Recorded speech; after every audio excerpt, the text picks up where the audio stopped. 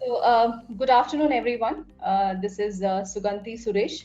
I am the Vice President and Senior Financial Advisor at PeakAlpha. I've been associated with PeakAlpha for last 12 years. I manage about 100 different financial planning customers. I manage their money.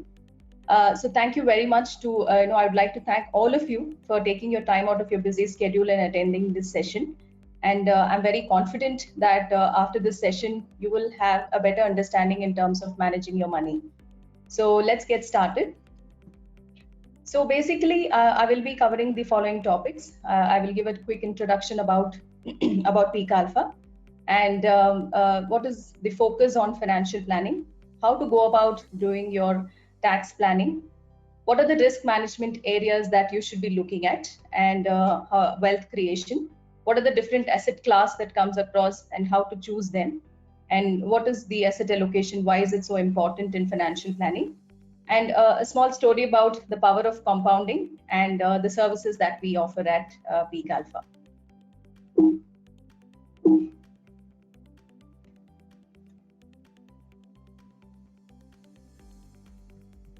So about our company, so we are a wealth management company. We offer personalized financial planning solutions to our clients and other advisory services as well. We started this company in the year 2005. The management team is headed by Mr. Shyam Sundar, who holds an MBA in Wharton Business School, University of Pennsylvania. And it is managed by Priya Sundar, who holds a master's in Northwestern University.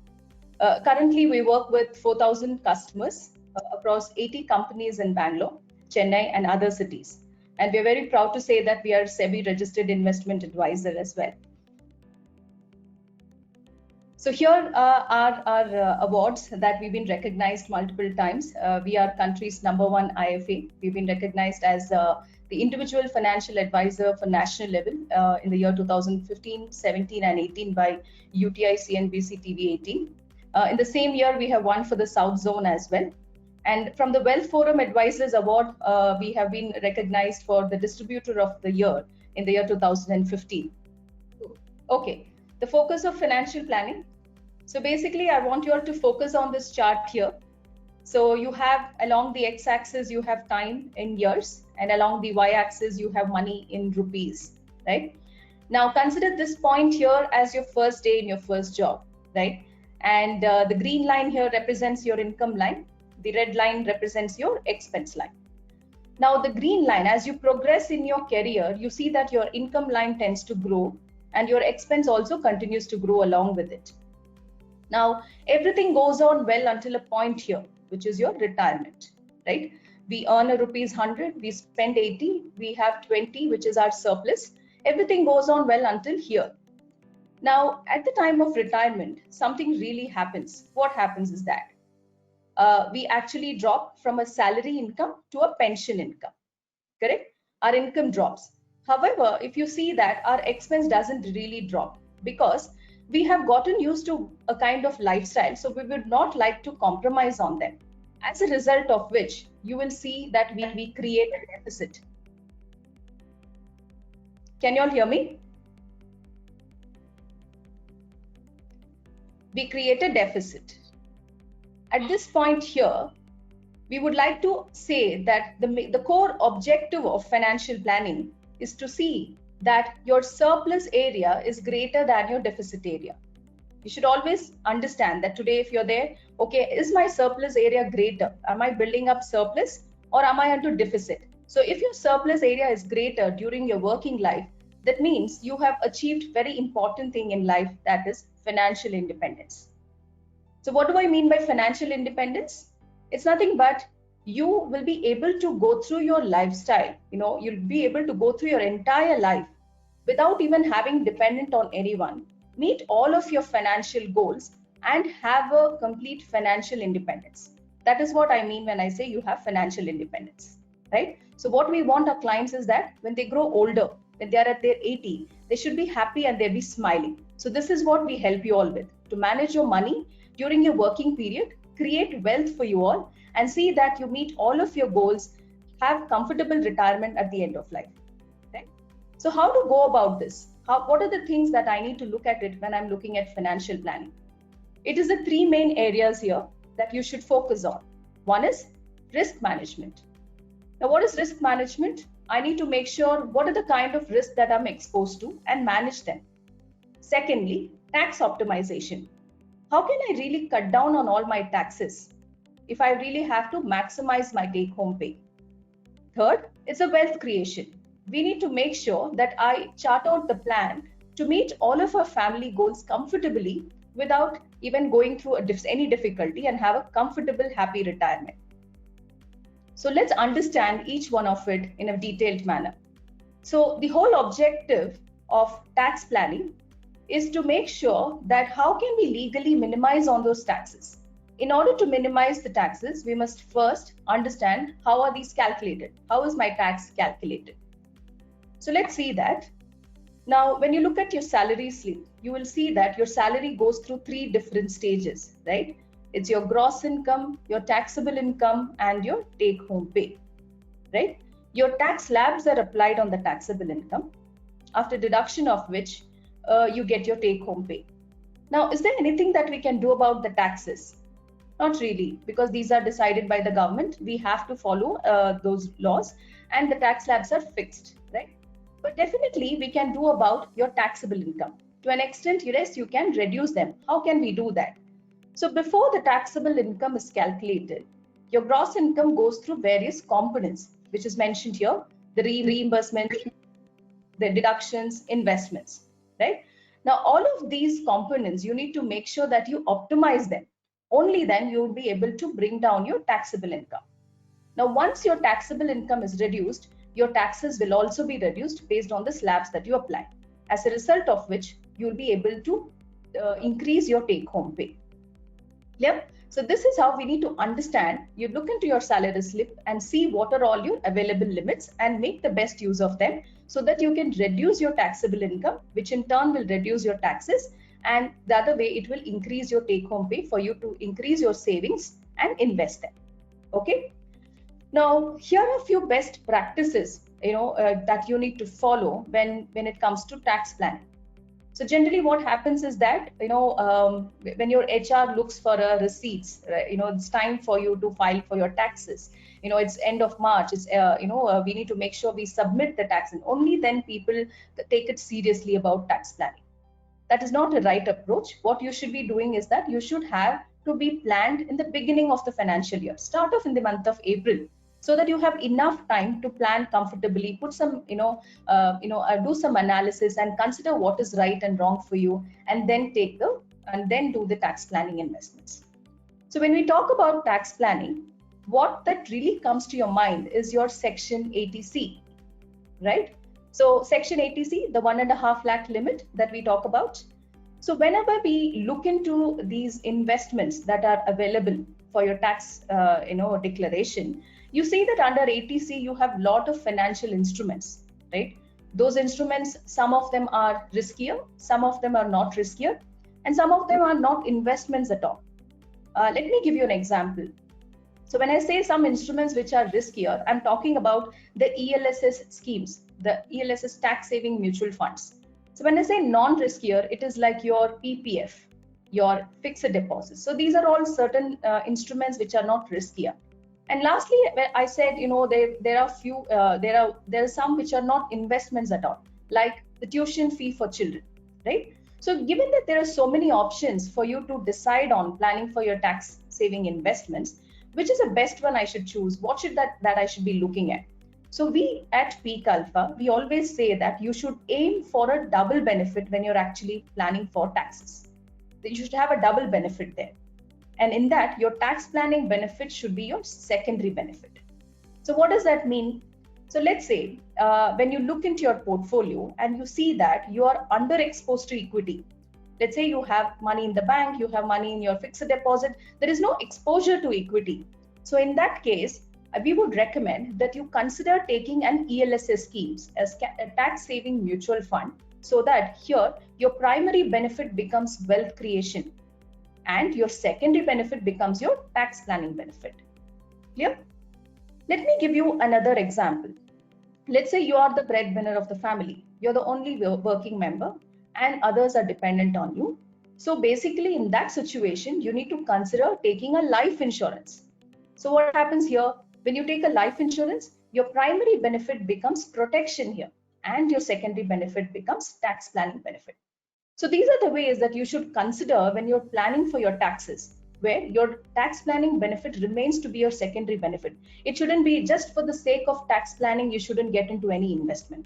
You should make sure, is it really, it is really benefiting my future? Is it helpful for my wealth creation? How am I protecting my family? In that situation, you should consider taking or deciding which instrument to choose. Clear? Now, coming to reimbursements. So when we actually look into your payslip, you have a lot of options of reimbursements like HRA, LTA, right? Conveyance and all of that. You must first understand them. What is this? What is that are available to you? What are their limits, and to what extent I can claim them, right? So when, for example, LTA, you can always plan well in advance and plan for a big ticket expense and use them towards, claiming your reimbursements. And lastly, it's you maintain all your receipts. Most of the time, we run out of receipts, right? Only at the last minute we plan for. So it's important that as and when you have these receipts, maintain them and have it ready when your HR is looking for, you present them and get these benefits out of it. Then you have other deductions like your ATD. You must have heard about, taking a medical insurance policy. The premium amount that you pay towards the policy, you can claim up to rupees 15,000. It's important that all of us have a medical insurance cover. The reason I am saying is, given that the current situation that we are facing in, it is important that each one of us are medically covered. Medical costs are going so high. The inflation rate of medical cost is about 15 to 20%. We are not looking at the current situation. We can say that, okay, we are insured, we are covered by the company. But think of a situation when you are after your retirement. That is a time that you actually need it. But at that point of time, when you're not working, your company will not cover you. There are no policies that will cover post your working period. So it is important when you're fit, when you're young, that you have a medical insurance in place, apart from what the company is offering you, because this is the one that's going to help you post retirement. And that's the time all of us would need this medical help.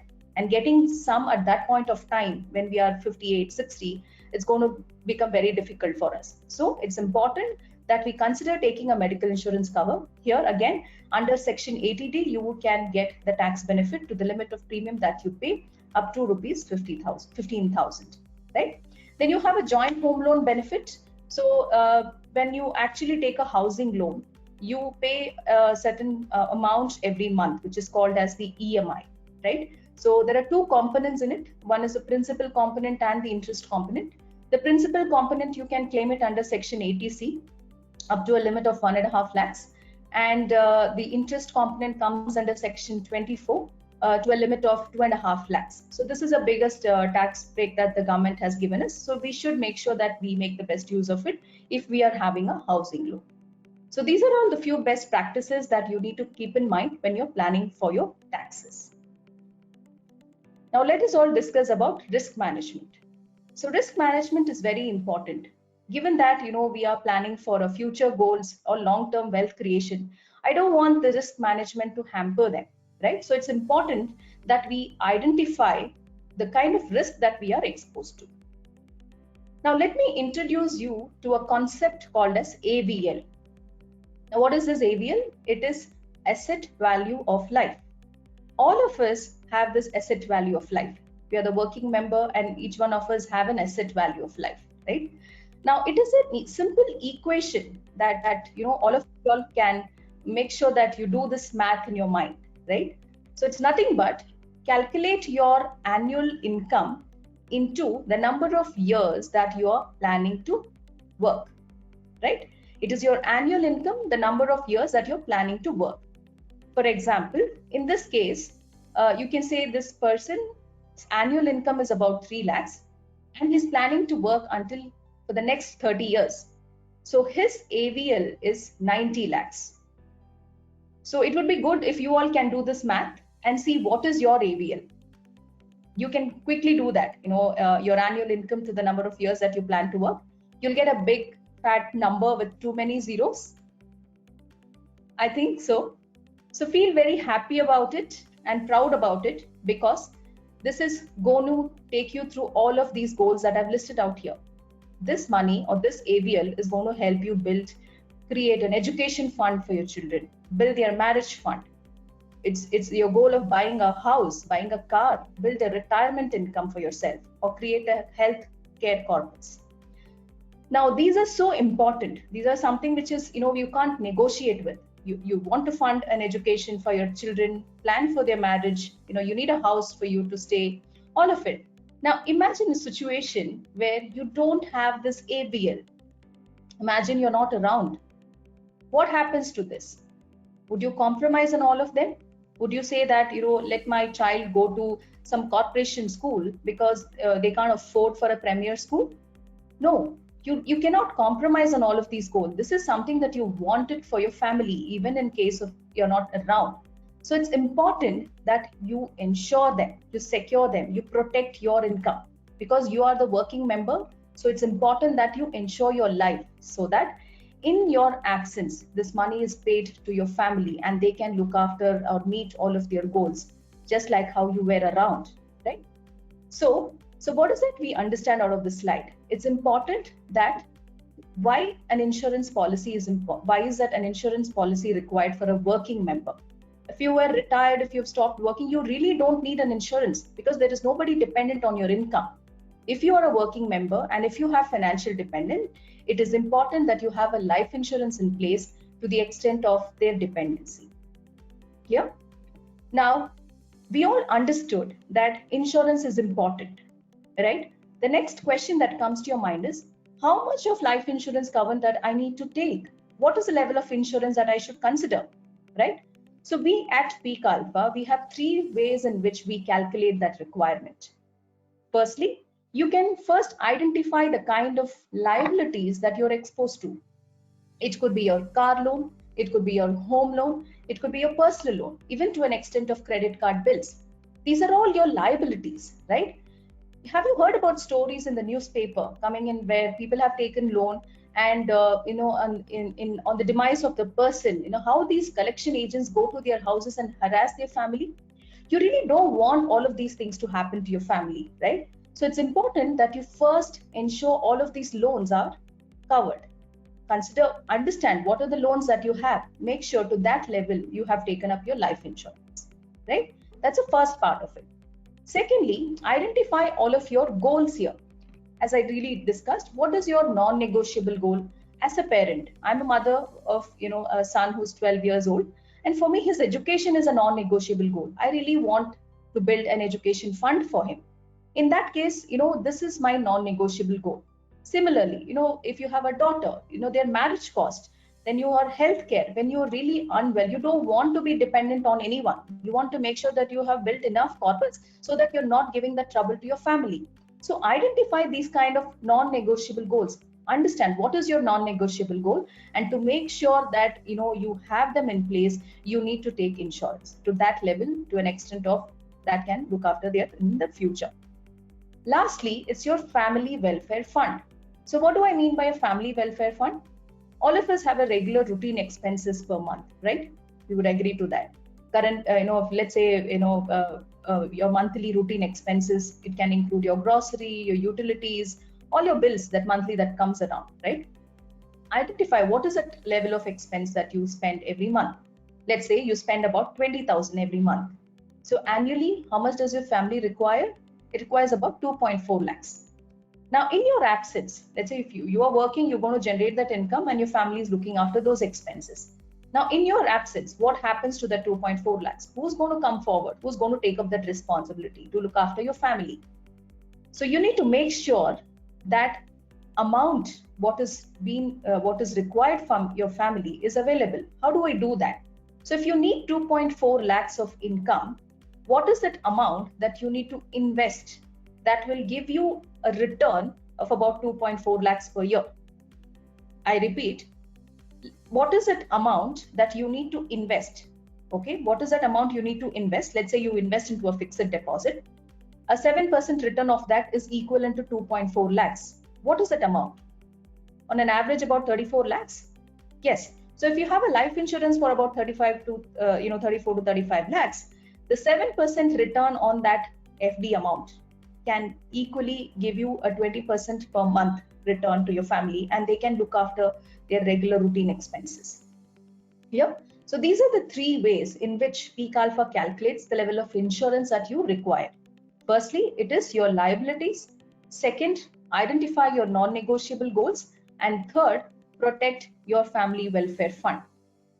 To the extent of whatever you're spending today, you need to, this is a basic level, as in when you grow, you continue this, you stay longer, your expenses will keep increasing. But the bare minimum, understand what is the current lifestyle of your family, what is that you spend, and based on that, consider to protect your family welfare fund.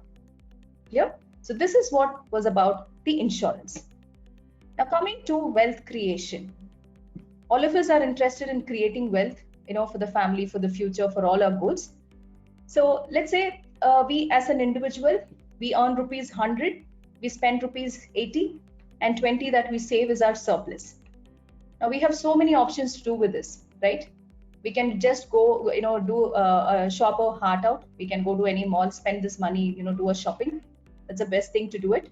Second thing, you can invest in gold. You can buy some jewelry. You can put it in your savings bank account.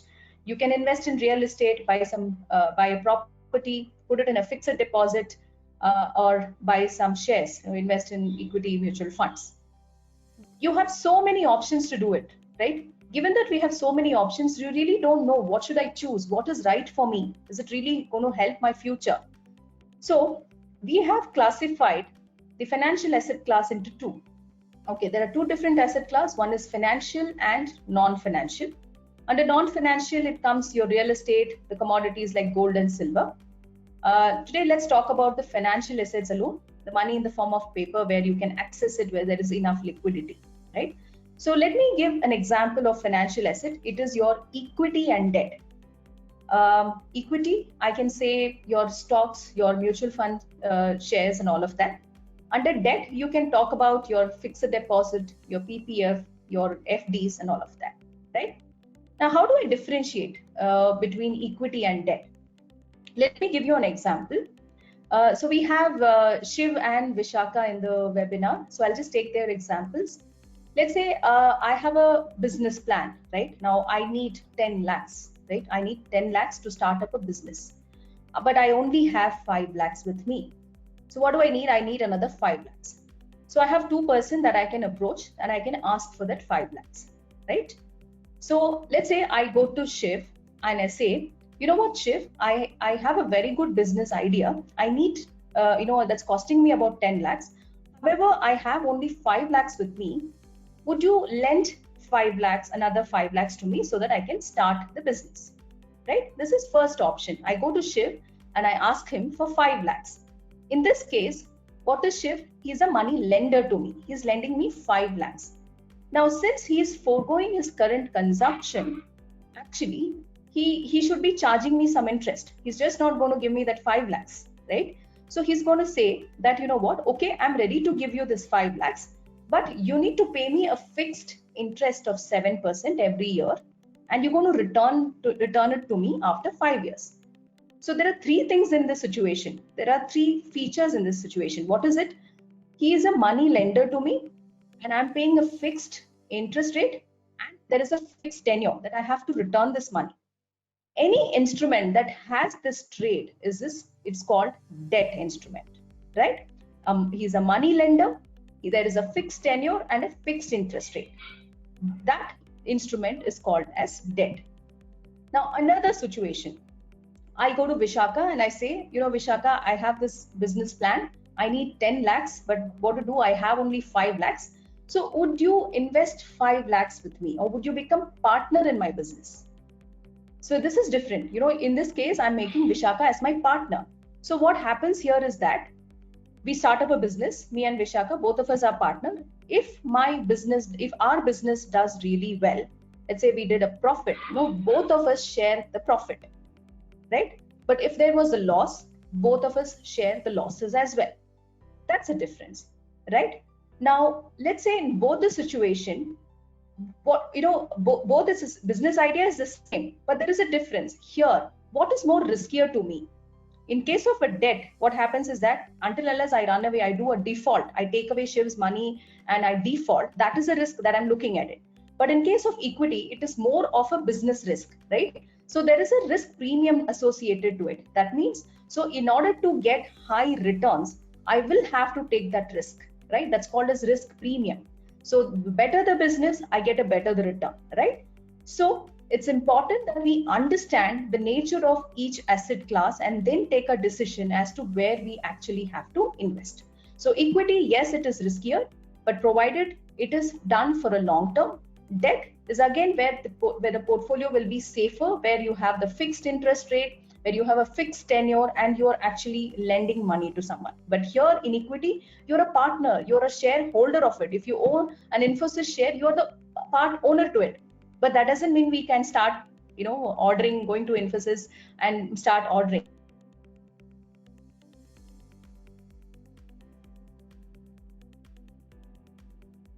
Right? So that's the difference in terms of different asset class, equity and debt that we talk about.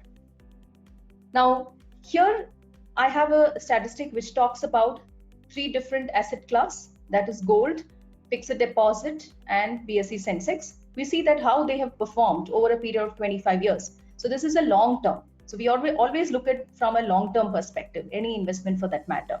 Now, gold actually gave a 5.7% return. When you invest in gold over a period of 25 years, the return gave was 5.7. Bank FDs gave 10.3% and BSE Sensex gave 15.6%. Okay. One thing we need to always consider when we are actually calculating the returns is that we should factor in inflation with it. What is inflation?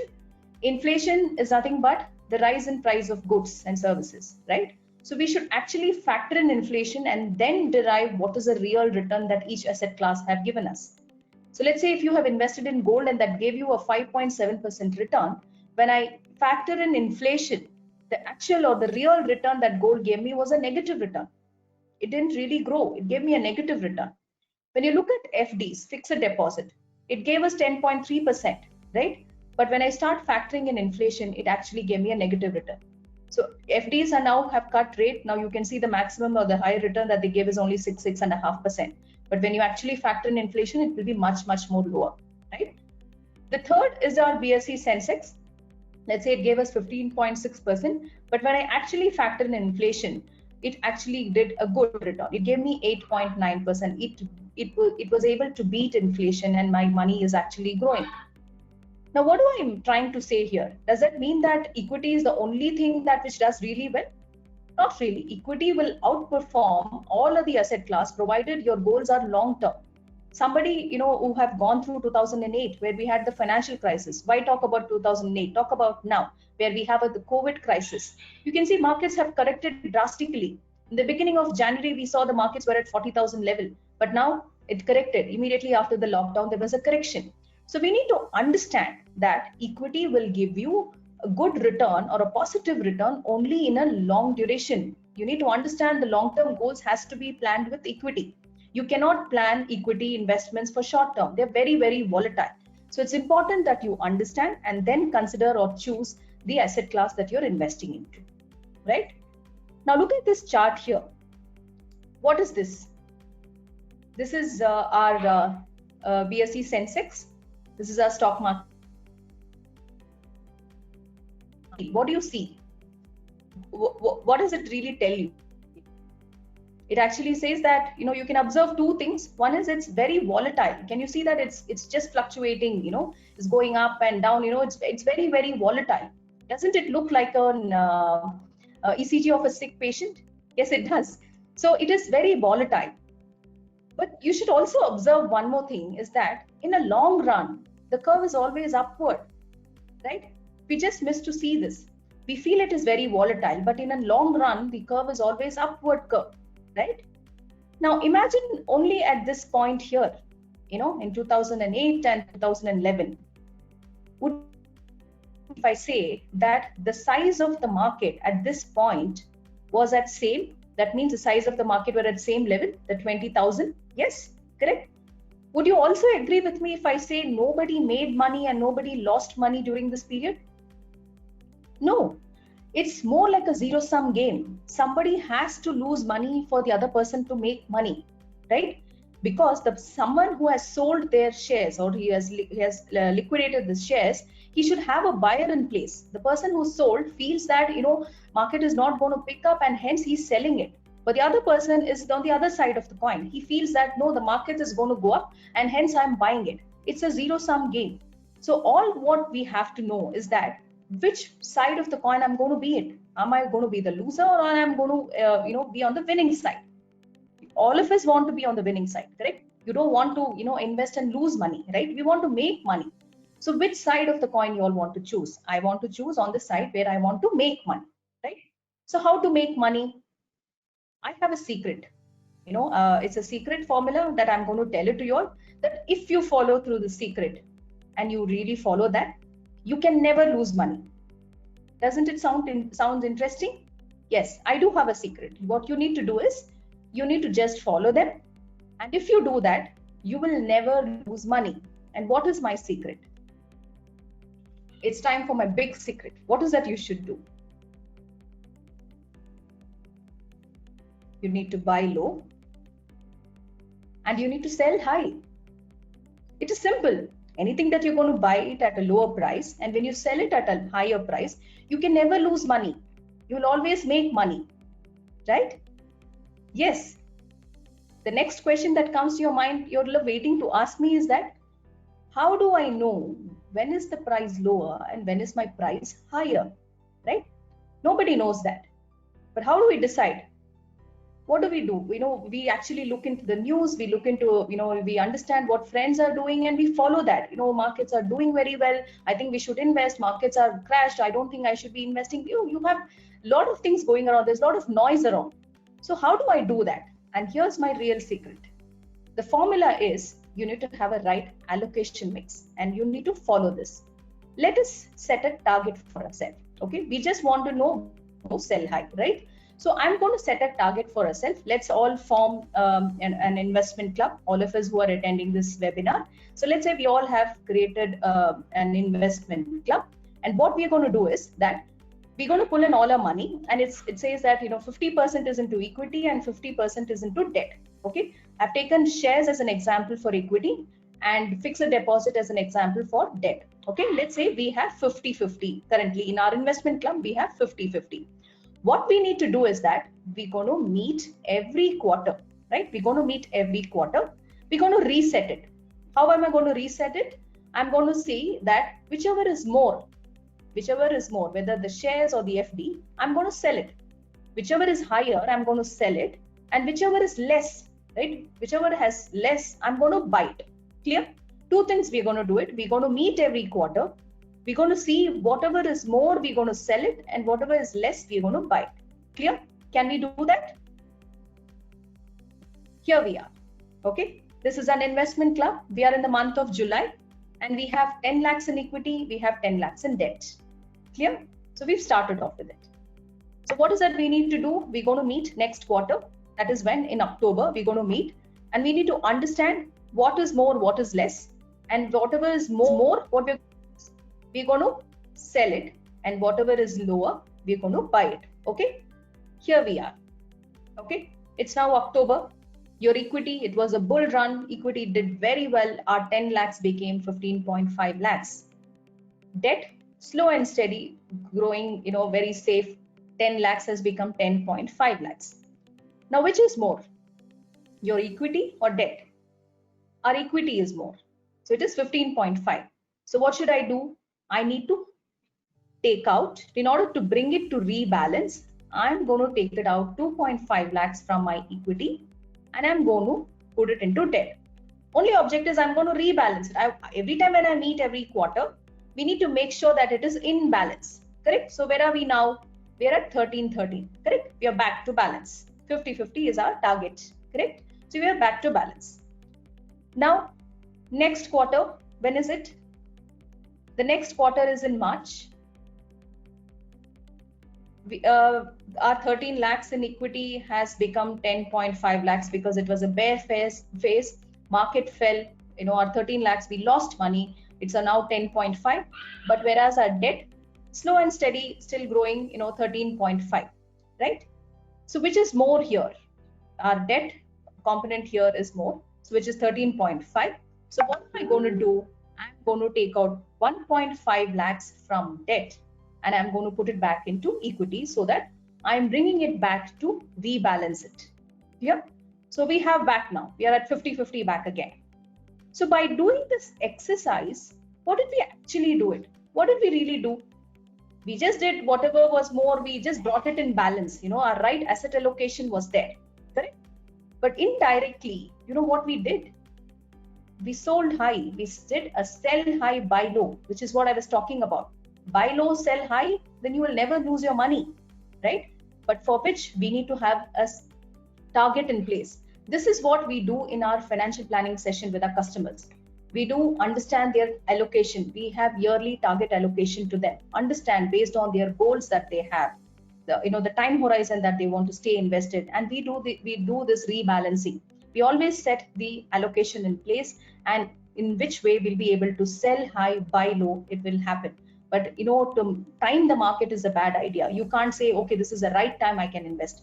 Okay, this is a time that I shouldn't be invest. Nobody can do that. We can talk about it, us together, telling, oh no, the markets we can expect to pick up. We can expect the market to, see what is going to happen. All of it. But until you have a discipline in place, until you have a target allocation in place, until you realize what your goals are, we will not be able to do that. So it's important that in financial planning, asset allocation is very important. Here. Now, this is my last slide. I will be talking to you all about a story of two friends, Nikhil and Nihal. Both of them studied together. They've passed out of their college and they've started their career. Both of them are 21 now. So what they want to do is that, they've decided, they say that, both of us will start investing. They've started their career, so they're going to start investing 2,000 rupees every month in an instrument that's going to give them a compounded return of 13% per annum. Okay, both Nikhil and Nihal, they have decided. So what Nikhil said was, I'm going to start it right away. I've started working and I feel 2,000 setting aside every month is not going to be a big deal. I'm going to start parking this 2,000 rupees every month.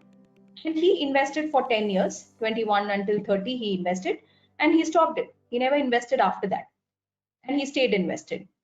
Nihal, on the other hand, said, Nikhil, I've just started my career. I'm not going to do this right away. I'm going to enjoy my life for next 10 years and I'm going to start only when I'm going to become 30, 31 years old. Okay. So he enjoyed his life for the first 10 years and he started investing when he was 31. The same 2,000 rupees in the same instrument, which is giving the same return, right? And he continued to invest until he was 60, correct? So you all understand the difference. So Nihal, so now both of them, Nikhil and Nihal, they are 60. They are now 60 years old. They've met up and they want to understand, compare their notes and see whose investment have really done well, right? So Nihal invested 2,000 rupees when he was 31 every month for 30 years, correct? Monthly 2,000, annually about 24,000. So for 30 years, he invested about 7.2 lakhs. That's what he invested. Now his 7.2 lakhs when he was 60 had grown to 88 lakhs. Clear? His 7.2 lakhs had grown to 88 lakhs at a compounded annualized growth of 13%. He was very happy. Nihal said, 10 times of my money, so I'm really happy with it. Now Nikhil, on the other hand, he invested 2,000 rupees per month, so annually 24,000. For 10 years, it is 2.4 lakhs. So his 2.4 lakhs when he was 60 had grown to 2.4 crores. This is not a magic. That's true. If you take these numbers, a 13% compounded return and, consider a 10-year investment and staying invested for 60, you'll get the same figures. So what was the difference between Nihal and Nikhil? What did Nikhil do something different than Nihal? What Nikhil did was he started very early. He invested consistently and he stayed invested in the market for a long time. That means his first 2,000 rupees had 60 years to grow, correct? He invested his first 2,000 rupees until, for 10 years he invested. His first 2,000 rupees, he invested for so long, and his last 2,000 rupees had 30 years to grow. He invested 2,000 rupees only for 10 years. His last 2,000 had 30 years to grow. Nihal started only when he was 31. His last 2,000 rupees that he invested when he was 30 had no years to grow. So what is the takeaway from this slide? It is important that we start early and we have a disciplined way of investment. Invest consistently, and very important, stay invested in the market. Stay invested. It is not about timing the market. It is how long you stay invested in the market. Timing the market is not right. The time in the market is very important. So this is what Albert Einstein called it as the eighth wonder of the world, the power of compounding, right? So this is what I had to say, the power of compounding. So start, whether it is 1,000, 2,000, don't delay in telling that, financial planning is not for a person who has already made money.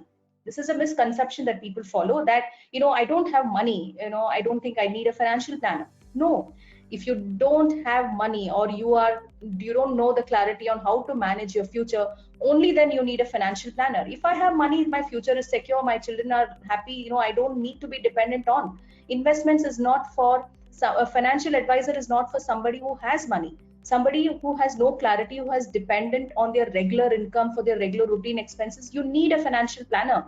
Only then you'll be able to chart out a plan, see what is that you need in the future, and plan accordingly with whatever level of income that we are generating, right? So this is about the power of compounding. And I would like to talk about the kind of services that we offer at PeakAlpha. So we engage with our customers in three ways. One is through financial planning model, which is the Dream Planner Gold. We have Dream Planner Bronze and Dream Planner Silver. So talking about Silver, it is for somebody who has already retired and has met all of their goals, got their children married off, educated them, everything is done, but they want to have their cash flow management for the future. So let's say, they're going to live up to until 95 years. They have some corpus with them, how to make sure that they have a comfortable retirement with the money that they have accumulated so far. So we meet them every quarter. We meet them thrice in a year, and we charge them 4,000 annually with service tax. It's 4,000 fee is what we charge. Then we have a Dream Planner Bronze. It is for somebody who have started their career and they have medium-term goals. We give them a very customized approach. We meet them again thrice in a year. Every 4 months we meet up, and it's the same fee as the Silver plan. And the last one, which is our Dream Planner Gold, which is what we've been talking about, that it is very, very comprehensive plan. It's a long-term solution that we give.